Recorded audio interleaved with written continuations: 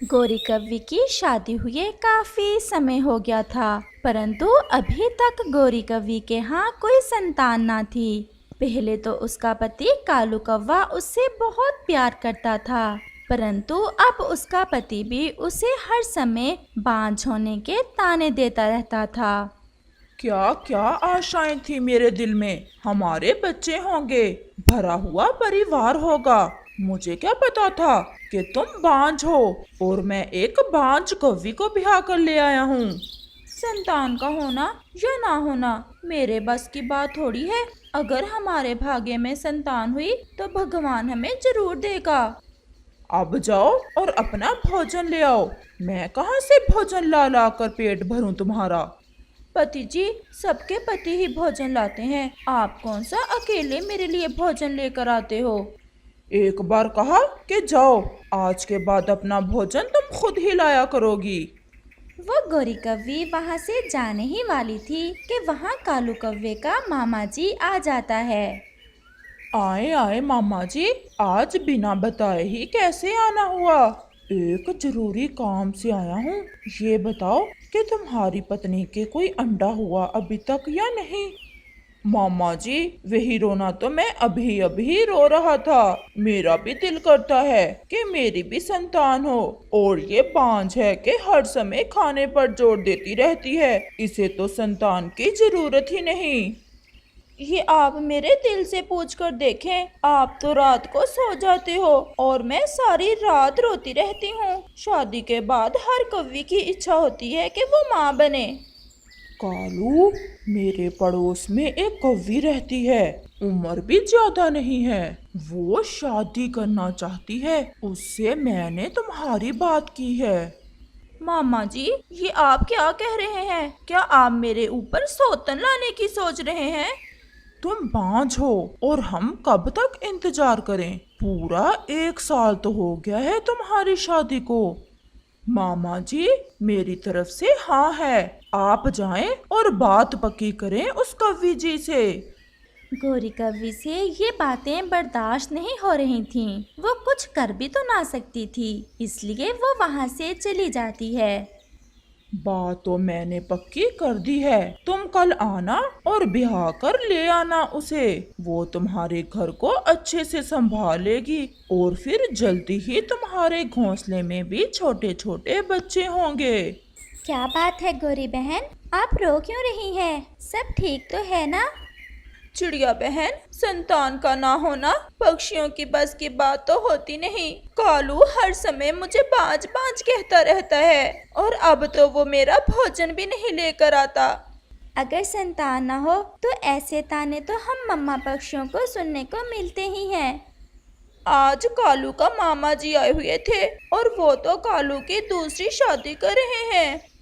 गौरी, मुझे तो पहले ही डर था इस बात का। अगर कालू की हाँ है तो फिर तो वो दूसरी शादी करके ही रहेगा। उसने तो मेरी भी शर्म ना की, मेरे सामने ही मामा जी को हाँ कर दी थी। अच्छा, अब चुप कर जाओ। ये लो अमरूद खा लो, तोता देकर गया था मुझे, बहुत मीठा है। फिर ऐसे ही शाम हो जाती है। गौरी और चिड़िया वहाँ से चली जाती हैं। वो मेरी लाल वाली पगड़ी जो मैंने शादी पर पहनी थी, वो कहाँ रखी हुई है? वहाँ पड़ी है। और वो फूलों की माला कहाँ है? वो भी है, परंतु जब आपने मुझसे शादी की थी तो मुझे वचन दिया था कि आप मुझे कभी नहीं छोड़ोगे। तो मैं छोड़ कब रहा हूँ तुम्हें? मैं तो अपने मामा जी के कहने पर दूसरी शादी कर रहा हूँ, और वो भी संतान के लिए। अगर तुम बांझ ना होती तो मैं कभी भी दूसरी शादी ना करता। आपको मुझसे प्यार ही ना था। अगर मुझसे प्यार होता तो आप कभी ऐसा ना करते। मैं मानती हूँ कि संतान के बिना रहना बहुत मुश्किल है, परंतु जितनी संतान की इच्छा आपकी है, मेरी भी तो है। कालू दूसरी तरफ मुंह करके सो जाता है, जबकि गौरी सारी रात जाकर गुजारती है। सुबह हो जाती है, कालू जी भी उठ जाते हैं और शादी की पूरी तैयारी कर लेते हैं। मैं कैसा लग रहा हूँ? पति जी, मुझे तो अभी तक विश्वास नहीं हो रहा कि आप दूसरी शादी भी कर सकते हो। शाम को विश्वास हो जाएगा जब शाम को मैं पिंकी को साथ लेकर आऊंगा। फिर कालू कौवा वहाँ से चला जाता है। वो तो कुछ ज्यादा ही तेज उड़ रहा था। उसे तो दूसरी शादी का कुछ ज्यादा ही शौक हो रहा था। आओ भी कालू, तुम तो सुबह सुबह ही आ गए हो। मामा जी, मैंने सोचा कहीं मुझे देर ना हो जाए, इसलिए सारी तैयारी तो मैंने रात को ही कर ली थी। तो फिर चलो, पिंकी को भी मैंने कल ही बता दिया था, वो भी तैयार ही होगी। फिर कालू और उसका मामा जी पिंकी कौवी के घर जाते हैं। पिंकी जी, मैं कालू हूँ। मामा जी ने बताया ही होगा आपको मेरे बारे में। आपको बहुत खुश रखूंगा मैं। खाने में मकई का भुट्टा बहुत पसंद है मुझे, और कभी कभी मिठाई भी। मैं आपके लिए तरह तरह के भोजन लाया करूँगा। अगर ठीक से रहे तो रखना उस बुढ़ी कौवी को, लड़ाई करे तो भगा देना। और हाँ, उसे कहना कि अपना भोजन भी खुद ही लाया करे। मामा जी, आप चिंता ना करें, पिंकी के होते हुए मुझे उसकी क्या जरूरत। अगर कोई उल्टी सीधी बात की तो दो चार लगाकर भगा दूंगा। कबूतर और चिड़िया गौरी कौवी के पास आते हैं। गौरी बहन, आज मैंने देखा कालू दुल्हा बने कहीं जा रहा था। कबूतर और चिड़िया, मैं तो लुट गई। वो दूसरी शादी करने गया हुआ है और शाम को नई पत्नी को साथ ही लेकर आएगा। मरे उसका बुढ़ा मामा जिसने दूसरी शादी करवाई उस कालू की। गौरी बहन, मैं आपको यही समझाने आई हूँ कि अब ज्ञान से काम लेना और लड़ाई ना करना। अगर ऐसे लड़ाई करोगी तो कालू आपको घर से निकाल देगा। अब इस उम्र में कहाँ जाओगी। ये पापा पक्षी तो दूसरी शादी खुशी से कर लेते हैं और पहले वाली को तो फिर वो बोझ समझते हैं। मैं समझती हूँ चिड़िया बहन, जिंदगी भी तो गुजारनी है। मैं किसी बात पर भी लड़ाई नहीं करूँगी।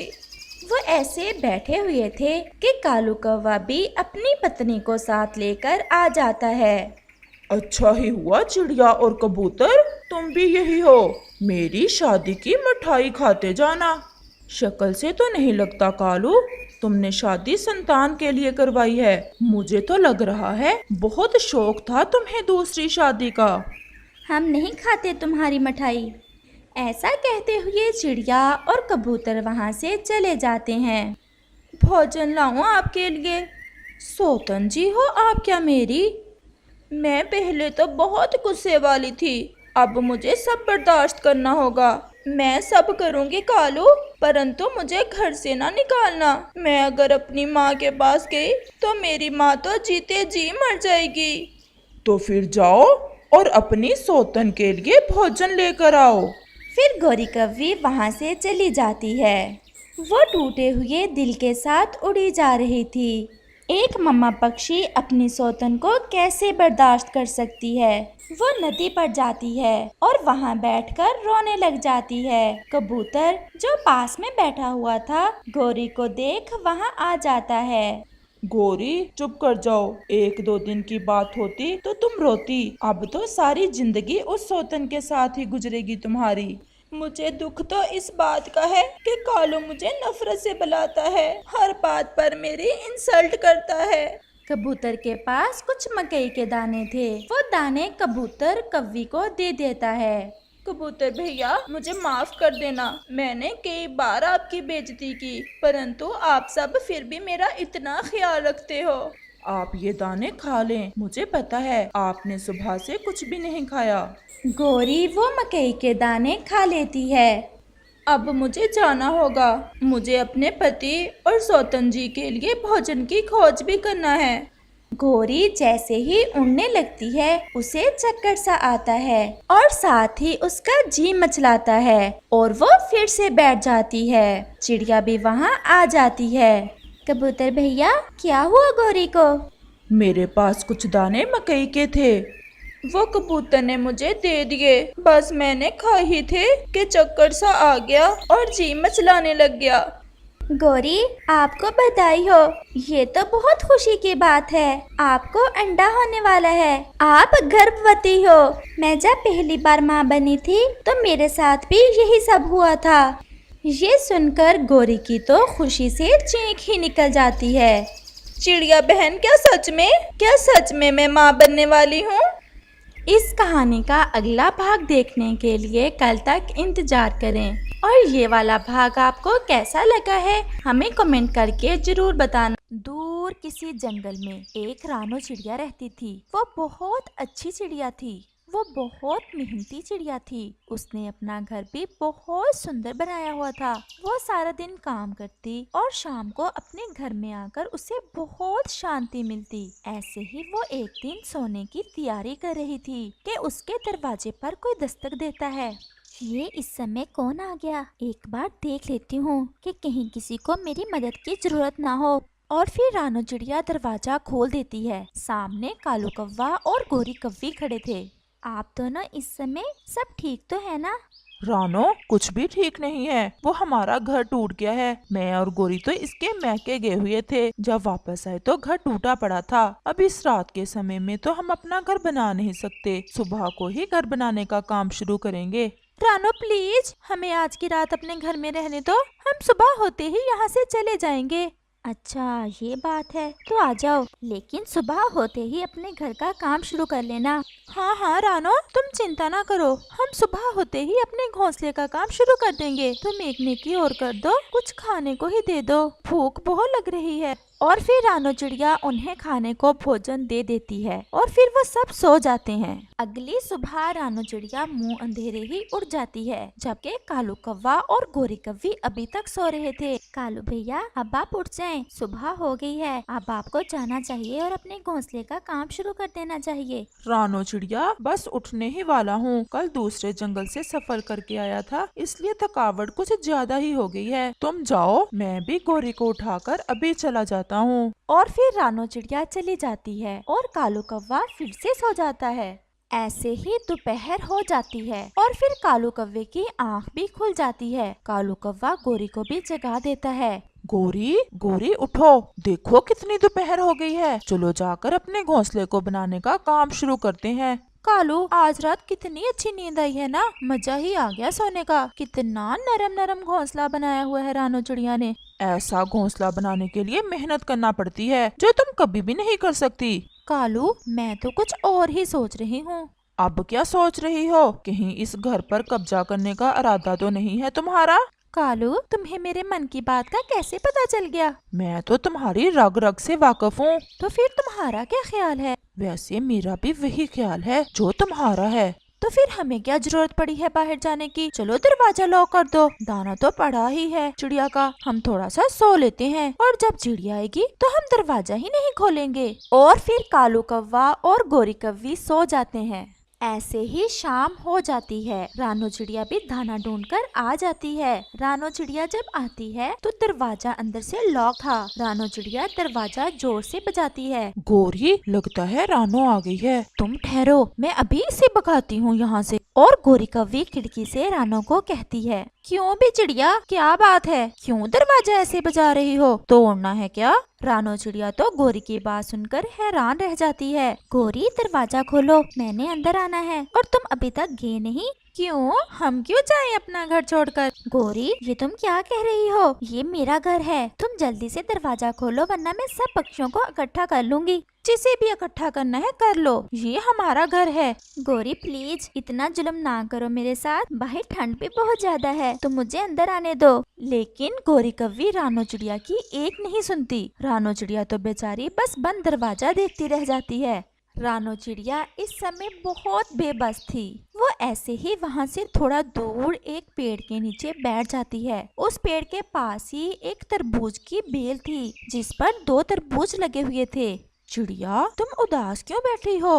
वो कालू और गोरी ने मेरा घर मुझसे छीन लिया है। अब आप ही बताएं, मैं क्या करूं? सर्दी भी इतनी ज्यादा है, मैं रात कैसे गुजारूंगी? चिड़िया, क्या मैं तुम्हारी मदद कर सकता हूँ? आप मेरी मदद कैसे कर सकते हैं? आप तो एक तरबूज हैं। रानो चिड़िया, ये जो मेरे साथ तरबूज पड़ा है, तुम चाहो तो इसे अपना घर बना सकती हो। मैं तरबूज को कैसे अपना घर बना सकती हूँ? बस थोड़ा सा इसमें सुराख कर लो, ये अंदर से खोखला है, और फिर तुम इसके अंदर अपना घर बना लेना। ये तुम्हें ठंड से बचा लेगा। मुझे इसकी बात मान लेनी चाहिए, वरना इस ठंड में तो मैं मर जाऊंगी। और फिर चिड़िया उस तरबूज के अंदर एक सुराख करती है। वो तरबूज तो अंदर से सच में खोखला था और उसके अंदर नरम नरम घोंसला भी था। रानो चिड़िया उस तरबूज के अंदर चली जाती है। रानो चिड़िया को तरबूज के अंदर बहुत ज्यादा गर्माइश मिलती है और वो आराम से सो जाती है। अगली सुबह रानो चिड़िया फिर जल्द ही उड़ जाती है और दाने की तलाश में निकल जाती है। दूसरी तरफ कालू कौवा और गोरी कौवी भी रानो चिड़िया के घोंसले में बहुत मौजें कर रहे थे। कालू, देखा मैंने रानो चिड़िया को कैसे डराया? वो दोबारा नहीं आई हमसे अपना घर वापस लेने। गोरी, वैसे तुम हो बड़ी शैतान, दूसरों की चीजों पर कब्जा करना तो कोई तुमसे सीखे। अब चलो थोड़ा बहुत भोजन भी ढूंढ लाए। रानों का जमा किया हुआ भोजन तो तुम एक ही दिन में खत्म कर चुकी हो। कालू, मेरे खाने पे ना नजर रखा करो, पहले ही मैं बहुत कमजोर होती जा रही हूँ। और फिर वो दोनों भोजन की तलाश में चले जाते। वो दोनों उसी पेड़ के पास चले जाते हैं जिसके नीचे रानो चिड़िया का तरबूज वाला घर था। गोरी की नजर अचानक से रानो चिड़िया पर पड़ती है। वो तरबूज के अंदर चली जाती है। कालू, वो देखो रानो, वो तो उस तरबूज के अंदर चली गई। ये कैसे हो सकता है? चलो जाकर देखते हैं कि क्या साहसिक कार्य है। गोरी, आखिर तुम्हें चैन क्यों नहीं आ रहा? रानो चिड़िया के घर पर तो कब्जा कर ही लिया तुमने, अब तुम्हें क्या लगे वो जिधर भी जाए। कालू, तुमने नहीं जाना तो ना जाओ, मैं तो जा रही हूँ। और गोरी कौवी ऐसे कहते हुए वहाँ से चली जाती है और वो उस तरबूज के पास चली जाती है और देखती है कि उस तरबूज के अंदर तो एक बहुत सुंदर सा घर बना हुआ था और रानो चिड़िया उसमें आराम से बैठी हुई थी। गोरी को तो वो घर बहुत पसंद आया था। उसका मन कर रहा था कि वो तुरंत ही रानो चिड़िया से वो घर भी छीन ले और फिर वो वहाँ से वापस आ जाती है। देखा ही हो रानो चिड़िया को। कालू, वो तो बहुत सुंदर घर है, मैं तुम्हें क्या बताऊं उस घर के बारे में। मुझे तो वही घर चाहिए। तुम्हारा दिमाग तो खराब नहीं हो गया? इसमें मैं तुम्हारी कोई मदद नहीं करूँगा। मदद तो तुम्हें करना होगी क्योंकि वो घर भी हम दोनों का ही होगा। और वैसे भी रानो को तो उसका पहले वाला घर तो मिल ही जाएगा ना। लेकिन रानो कभी भी नहीं मानेगी। हमने कौन सा रानो से मांगना है, हमने तो बस कब्जा करना है उसके घर पर। लेकिन वो कैसे? वो तो मुझ पर छोड़ दो। चलो, अभी मुझसे इंतजार नहीं हो पा रहा, मैं तो आज रात उसी तरबूज वाले घर में गुजारूंगी। और फिर कालू कौवा गोरी के साथ चला जाता है। गोरी रानो के नए घर के बाहर रानो चिड़िया को आवाज देती है। रानो चिड़िया, रानो चिड़िया, जरा मेरी बात सुनो, बहुत जरूरी बात है। और रानो चिड़िया गोरी की आवाज सुनकर बाहर आ जाती है। अब क्या बात है, क्यों आई हो मेरे पास? रानो, मैं तुम्हें बुलबुल का संदेश देने आई हूँ। उसकी तबीयत तो बहुत ही खराब है। तोता भी कह रहा था कि शायद बुलबुल का आखिरी समय आ गया है। बुलबुल तुम्हें बुला रही है, वो तुमसे एक बार मिलना चाहती है। गोरी की बात सुनकर रानो चिड़िया तुरंत वहाँ से चली जाती है। गोरी, इस बार रानो खामोश नहीं बैठेगी, तुम अभी भी बाज आ जाओ अपनी हरकत से। लेकिन गोरी के दिमाग में तो रानो के घर पर कब्जा करने का भूत सवार था। वो तुरंत ही घर के अंदर जाकर घोंसले में बैठ जाती है और कालू कौवा भी बेबस होकर गोरी के पीछे चला जाता है। रानो चिड़िया जब बुलबुल के घर पहुंचती है तो बुलबुल तो बिल्कुल ठीक थी। बुलबुल, क्या हुआ है तुम्हें? रानो, मुझे तो कुछ भी नहीं हुआ है, मैं तो अच्छी भली हूँ तुम्हारे सामने। गोरी ने एक बार फिर से मुझे धोखा दे दिया। क्या हुआ रानो? मैं तुम्हें बाद में बताऊंगी, अभी मुझे जल्दी से जाना होगा। और रानो चिड़िया जल्दी से वहाँ से चली जाती है। जब वो अपने तरबूज वाले घर में पहुंचती है तो देखती है कि गोरी और कौवा तो उसके घर में घोंसले के अंदर बैठे हुए थे। गोरी, तुमने मुझसे झूठ बोला और अब तुम मेरे घर के अंदर क्या कर रही हो? चलो निकल जाओ यहाँ से। वो तो अब हम नहीं निकलेंगे, तुम जाओ यहाँ से और ले लो अपना पहले वाला घर। मुझे तो अब ये घर पसंद आ गया है। और रानो चिड़िया वहाँ से खामोशी से चली जाती है। हैं? ये रानो ने कोई शोर क्यों नहीं डाला? चुप करके इतनी आसानी से कैसे चली गई? गोरी, मुझे तो लगता है कि रानो की खामोशी हमें ले डूबेगी। तुम कभी अच्छी बात ना निकालना मुंह से, जैसी काली शक्ल वैसी ही बात करते हो। और कालू कौवा खामोश हो जाता है और फिर ऐसे ही रात हो जाती है और साथ में धीरे बादल भी आ जाते हैं और देखते ही देखते तेज बारिश शुरू हो जाती है। रानो चिड़िया तो अपने घर में बैठी बारिश के मजे ले रही थी, जबकि ज्यादा बारिश होने के कारण जमीन पर हर तरफ पानी ही पानी हो जाता है, जिस कारण तरबूज वाला घर पानी के ऊपर तैरने लगता है। गोरी की तो चिंखें निकल रही थी। देखते ही देखते वो तरबूज पानी में डूब जाता है और जालम अपने अंजाम को पहुंच जाता है। इस कहानी से हमें सीख मिलती है कि हमें कभी भी किसी की चीज पर कब्जा नहीं करना चाहिए, क्योंकि बुरे काम का अंत भी बुरा ही होता है।